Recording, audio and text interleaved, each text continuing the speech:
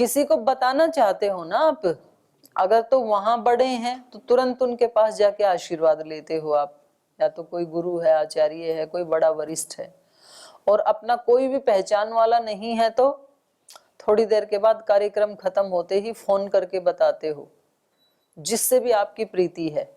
गुरुकुल में प्रीति है तो उसको बताओगे कि आपकी कृपा से आज हमें ये मिला, तो ये सब आपका ही आशीर्वाद है।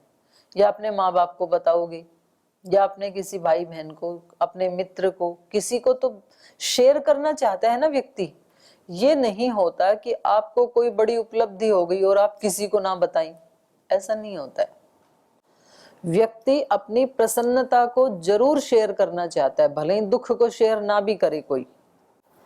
महात्मा बुद्ध को जब तक सिद्धि नहीं मिली तब तक किसी से अपनी तपस्या शेयर नहीं की, पर जब सिद्धि मिली तो क्या किया, सारे संसार के साथ शेयर किया उन्होंने। महर्षि दयानंद जब जंगलों में भटकते रहे तो वो अपना दुख तो नहीं बांटा किसी के साथ, लेकिन जब उनको सत्य की प्राप्ति हुई तो फिर सारे संसार को जगाना चाहा। तो ये हमारी आत्मा का धर्म है, प्रीति, प्रेम, करुणा। ये व्यक्ति के अज्ञान के कारण ये ढके रहते हैं, इसलिए वो प्रीति नहीं कर पाता है। लेकिन यदि वो अज्ञान अविद्या हट गया तो ये आत्मा के बेसिक गुण हैं, मूलभूत गुण हैं ये। वो अपनी प्रसन्नता जरूर सब लोगों को बांटना चाहेगा, क्योंकि वो परमात्मा का ही अंश है, परमात्मा का जैसा ही है वो भी। तो परमात्मा के पास जो भी शक्ति है, सामर्थ्य है, प्रेम है, करुणा है, ज्ञान है, वो हम सब मनुष्यों को बांटने के लिए ही तो है। वो बांटते भी हैं। सामान्य कोटि का सबको देते हैं और विशेष तप करने वालों को विशेष देते हैं। ऐसे ही योगी का होता है, सामान्य रूप से वो सबका कल्याण करना चाहता है, और कोई विशेष तपस्या करेगा तो उसकी विशेष सहायता करता है। फिर जैसे रामकृष्ण परमहंस जी ने विवेकानंद जी की, नरेंद्र जी की, तो सबकी नहीं की, क्योंकि सबको उतनी जिज्ञासा नहीं थी, संकल्प भी नहीं था, तप भी नहीं था। तो ये निष्कंटक राज्य चाहना या भोग चाहना, ये क्या है, ये अज्ञान का ही एक रूप है। अब मान लो कोई अयोध्या में है ही नहीं, ना राम है, ना लक्ष्मण है, ना सीता है, ना दशरथ है, तो क्या कई को ये निष्कंटक राज्य अच्छा लगेगा? बिल्कुल भी अच्छा नहीं लग सकता है। व्यक्ति लेना भी तब चाहता है जब सब लोग हैं और उनमें अव्वल होना चाहता है व्यक्ति। अकेला तो उसको अच्छा ही नहीं लगेगा। भगवान को ही अच्छा नहीं लगा, इंसान को तो क्या लगेगा। भगवान ने भी क्या सोचा, एको हम बहुश्याम, मैं अकेला ही हूँ, सृष्टि में कुछ है ही नहीं, और इस ईक्षण के साथ ही सारी सृष्टि रच दी। तो उनको बड़ी अच्छी लग रही है सृष्टि अपनी। कहीं सूर्य अपना काम कर रहा है, चंद्र, वायु, पृथ्वी, तो बोल जो गड़बड़ करते हैं उनको देख के भी राजी होते हैं क्या? उनको देख के तो राजी नहीं होते, उनको देख के ये लगता है कि ये भी ठीक लाइन पे आ जाएं मेरे बालक। लेकिन बनाया उन्होंने खुशी के लिए ही है। माता पिता कोई मकान बनाते हैं या कोई फैक्ट्री लगाते हैं, कोई संसाधन वो खड़ा करते हैं, तो वो किस लिए करते हैं? अपने संतानों की खुशियों के लिए ही करते हैं। अब उसमें कोई संतान तो आगे बढ़ जाता है उन संसाधनों से, कोई शराब आदि पीने लग जाता है, तो माता पिता उस शराब पीने वाले के बारे में क्या सोचेंगे कि मेरा ये बालक भी पहले वाले की तरह अच्छा ही हो जाए।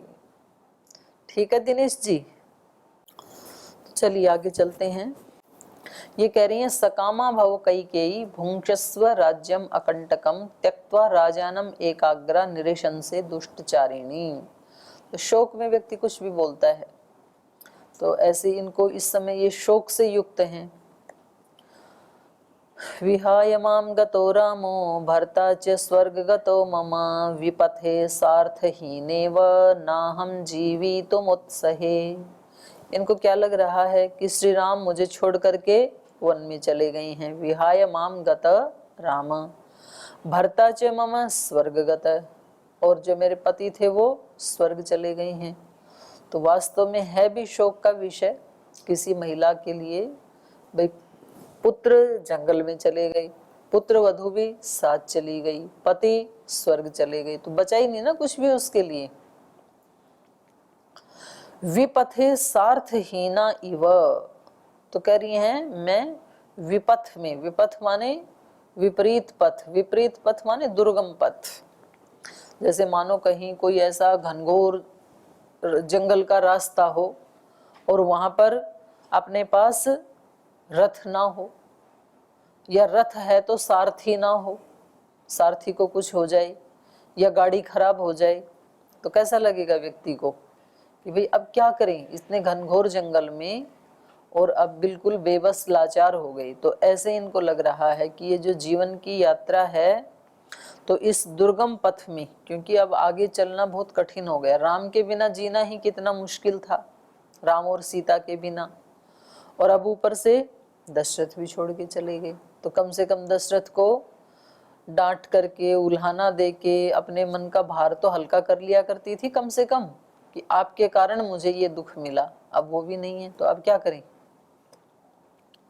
विपथे सार्थहीना इव ना हम जीवितुम उत्सहे, इसलिए अब मैं जीना नहीं चाहती हूँ। तो देखो, सामान्य रूप से व्यक्ति जीना भी किसके लिए चाहता है? अपने परिजनों के साथ खुशी पूर्वक जीना चाहता है। जब अपने सब परिजन छोड़ के चले गए तो व्यक्ति कहता है अब तो जीने की भी इच्छा नहीं है। मानो किसके लिए जी रहे थे? इनकी खुशियों के लिए ही जी रहे थे। तो कोई भी नहीं रहा तो अब जीने की इच्छा नहीं है। तो ये कई को कह रही हैं कि अब आप ही इस सारे राज्य को संभालो, मुझे तो जीने की भी इच्छा नहीं है। भर्तारं तु परित्यज्य का स्त्री दैवतम आत्मना इच्छेद जीवितुम अन्यत्र कैकेय्यास्त्यक्त धर्मणः।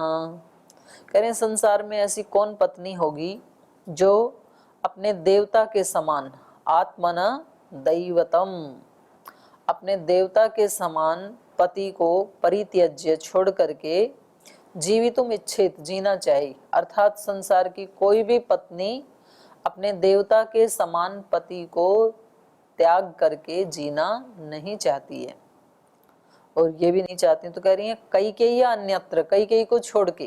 कैकेयी तो जीना चाहती है, ऐसे ही इनको लग रहा है। यद्यपि कैकेयी को भी दुख है पति के बिछोह का, उसको भी बहुत ज्यादा कष्ट है। राम के जाने का भी कष्ट है, घटनाएं घटित हो गई, ऐसा नहीं है कि वो उसको कोई खुशी हो रही है, लेकिन ये उनको सुना रही हैं कौशल्या माता। कह रही है एक कैकेयी को छोड़ करके, कैकेयी कैसी है? त्यक्त धर्मणः, जो अपने धर्म को छोड़ चुकी है, जो अपने पतिव्रत धर्म को छोड़ चुकी है, ऐसी कैकेयी को छोड़ करके ऐसी संसार में कौन स्त्री होगी जो अपने पति के बिना जीना चाहे? अर्थात कोई नहीं। अधर्म किस व्यक्ति को प्रिय लग सकता है? जिसने धर्म का त्याग कर दिया हो, त्यक्त धर्मणे, क्योंकि उसने धर्म का त्याग किया ही इसलिए है कि उसको अधर्म अच्छा लग रहा था। वरना तो किसी भी स्त्री का धर्म क्या है?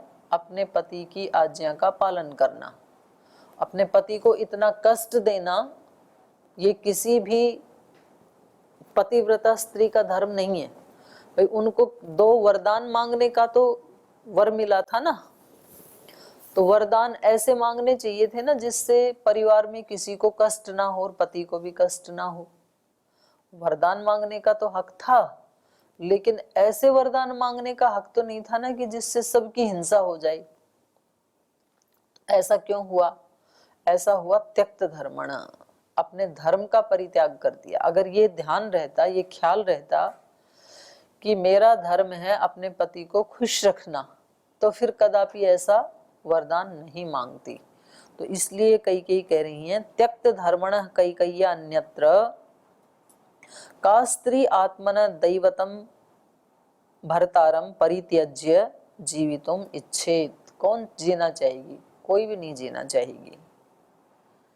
ताम तत संपरिष्वज्य विलपन्तीं तपस्विनीं व्यपनिन्यो सुदुःखार्तां कौसल्यां व्यवहारिकाः।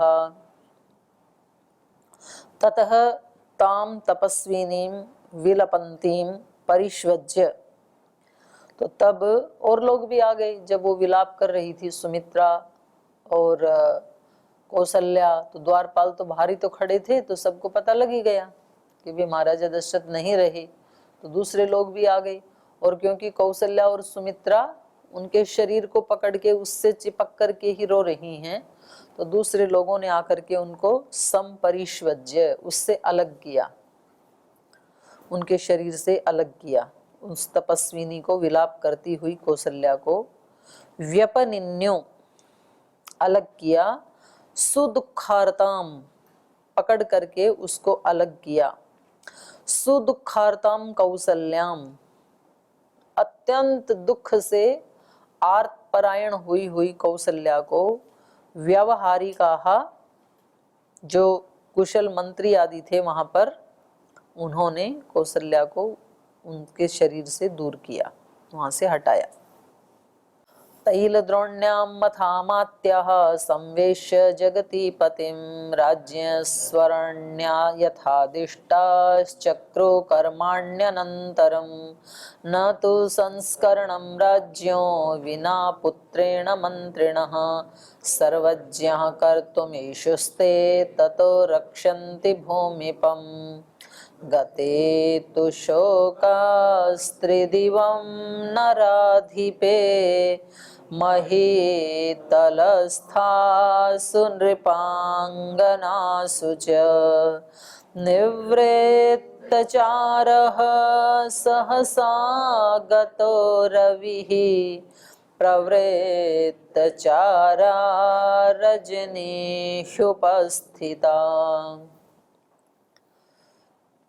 और जब मंत्री आदि लोगों ने उनको महाराजा दशरथ से दूर किया, हटाया उनको, तो तेल द्रोण्याम अथ आमात्याः संवेश्य जगति पतिम, इसके बाद आमात्याः, जो मंत्री लोग थे, उन्होंने जगति पतिम तैल द्रोण्याम संवेश्य, तो उस समय बर्फ आदि का प्रचलन नहीं हुआ होगा, तेल में रखते थे। तेल में रखने से शव खराब नहीं होता है, कितने भी दिन रखें। और कभी कभी तो ऐसी भी घटनाएं सुनी गई हैं कि वो व्यक्ति के प्राण नहीं निकले थे, लेकिन किसी बड़े रोग के कारण वो, उसकी चेतना चली गई थी, और फिर उनको तेल में डुबो के रखा, और पता लगा कि वो 10-15 दिन के बाद वो व्यक्ति जिंदा हो गया, उसकी चेतना वापस लौट आई तेल में डालने से। तो ये अच्छी प्रथा थी। और वैसे भी इतने दिन तेल में रखेंगे, शरीर तेल पी लेगा, तो फिर उसको जलाएंगे तो अच्छे से जल भी जाएगा, और वही तेल उसके ऊपर भी डाल देते थे। फिर जैसे घी डालने का विधान महर्षि दयानंद ने बताया है ना, तो ऐसे इनको भी, जो इनके आमात्य थे, इनके जो मंत्रीगण थे, उन्होंने जगतपतिम महाराजा दशरथ को तैल द्रोण्याम अथ संवेश्य, तेल की द्रोणी में, कूपी में, बॉक्स में, कोई भी ऐसा पदार्थ, वो कोई बॉक्स आदि, जिसमें महाराजा दशरथ को लिटा के तेल भर दिया उसमें। राज्य सर्वाणी अथ आदिष्टा चक्रु कर्माणि अनंतरम, और राजा ने जो भी आदेश दिया था उन कर्मों को, माने मृत्यु के बाद क्या कर्म करना है, इसके दो अर्थ हैं। यहाँ पर तो इन्होंने कहा तदंतरम वशिष्ठ आदि गुरुजनों की आज्ञा से अन्य राज्य कर्मों को करने लगे, ये अर्थ हिंदी में किया है। लेकिन संस्कृत का जो श्लोक है उसमें है अथ सर्वाणी आदिष्टा चक्रुहु, सर्वाणी कर्माणि अनंतरम, माने राजा के परलोक गमन के बाद, राज्य अनंतरम, राजा के परलोक गमन के बाद जो भी उसके बाद करने योग्य कर्म थे, उन सब को आदिष्टाह, आदेशित, वो जो मंत्री आदि थे, उन्होंने चक्रुहु किया। तो ये दो प्रकार के कर्म हो सकते हैं। एक कर्म तो अब मरने के बाद, उसके बाद तुरंत संस्कार आदि क्या कैसे करना है, पुत्रों को बुलाना है, क्या क्या सामग्री जुटानी है, वो कर्म हो सकते हैं, उनको उन्होंने किया, माने तैयारी में लग गई।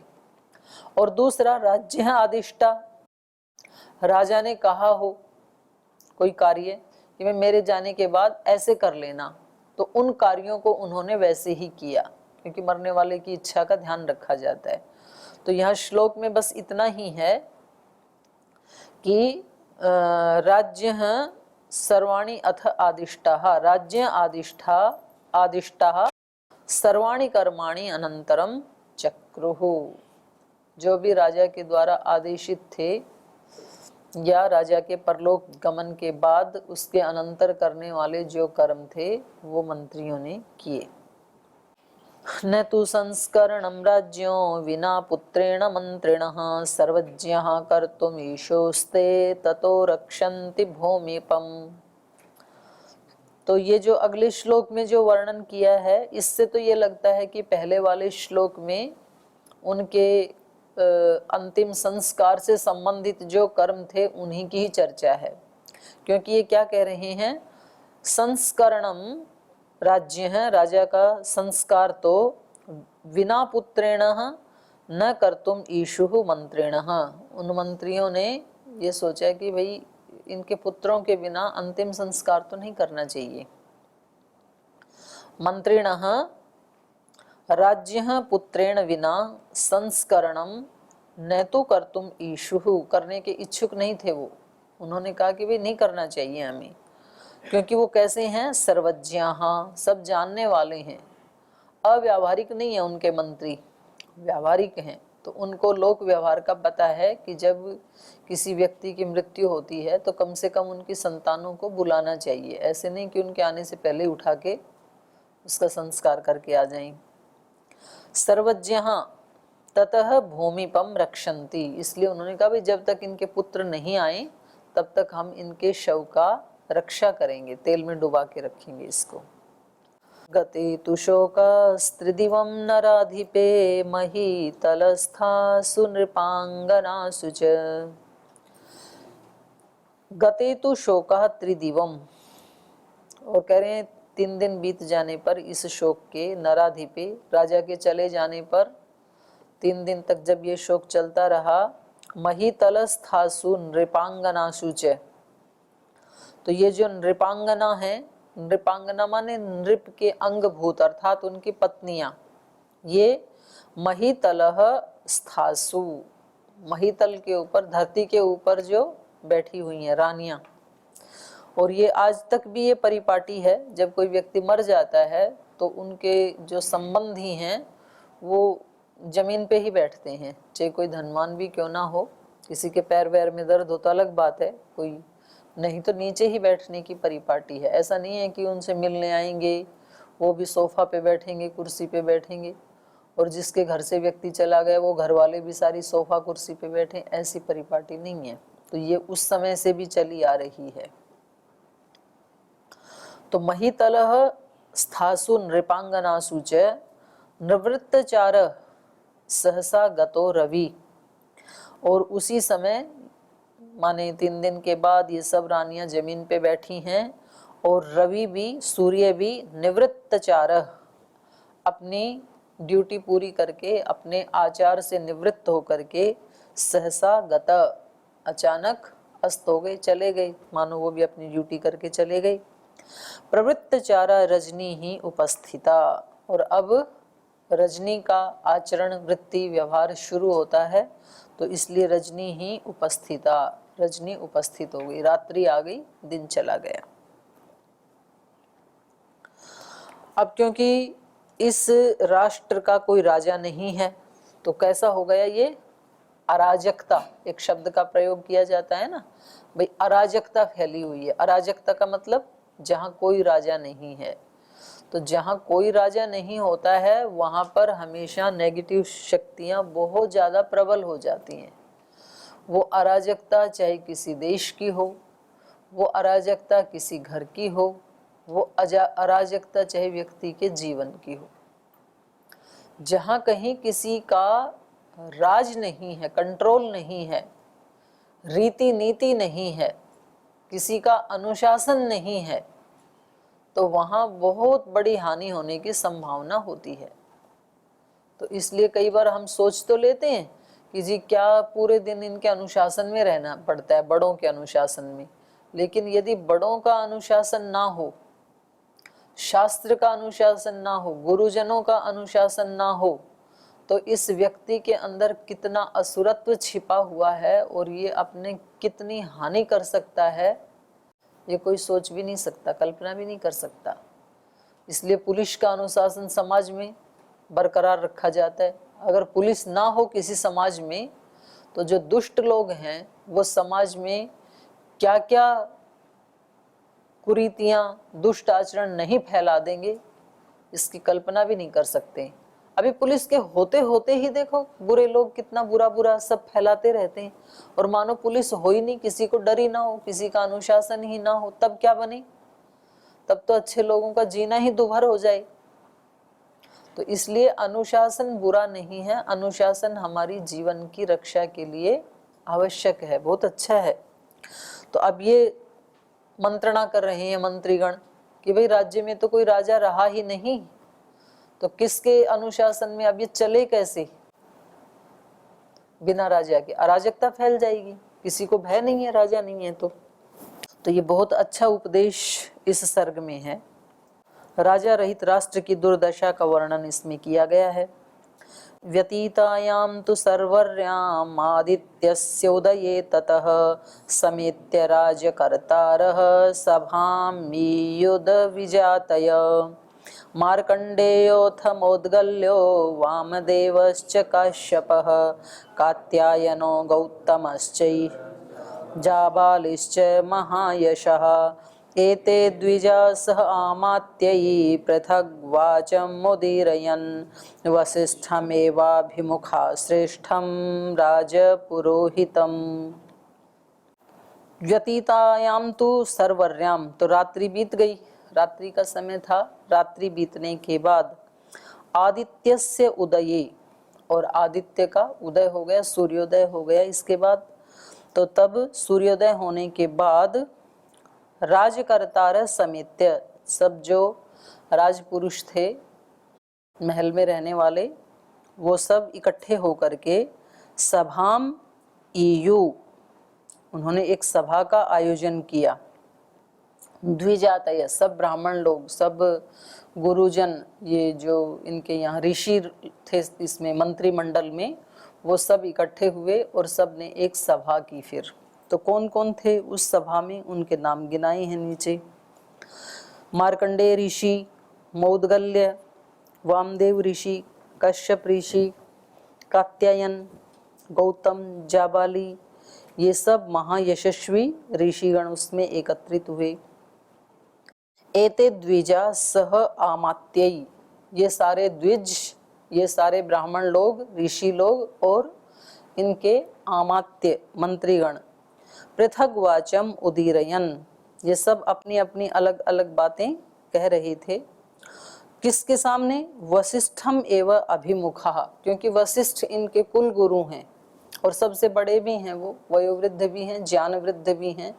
तो उनके सम्मुख इकट्ठे होकर के सब अपनी अपनी बात कह रहे हैं। श्रेष्ठम राजपुरोहितम, जो इन सब में श्रेष्ठ हैं और राजपुरोहित हैं, क्योंकि कोई भी राज्य से संबंधित कोई भी निर्णय लेने का हक राजपुरोहित को ही होता है। आगे ले जाने में जो हितकारी है उसको पुरोहित कहते हैं। तो वशिष्ठ के सामने आकर के इन सब ऋषियों ने अपनी अपनी बात रखी कि आगे क्या करना है। तो वशिष्ठ जी ने क्या उत्तर दिया ये कल पढ़ेंगे, आज यहीं विराम लेते हैं।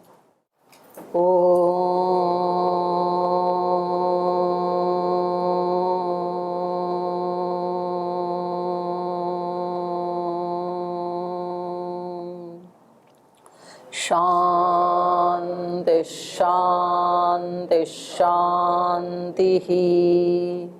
श्री गुरुभ्यो नमः। तू ही माता, तू ही पिता है, तू ही माता, तू ही पिता है, तू ही बंधु, तू ही सखा है, तू ही बंधु, तू ही सखा है, तू ही है करुणा निधान, हे राम।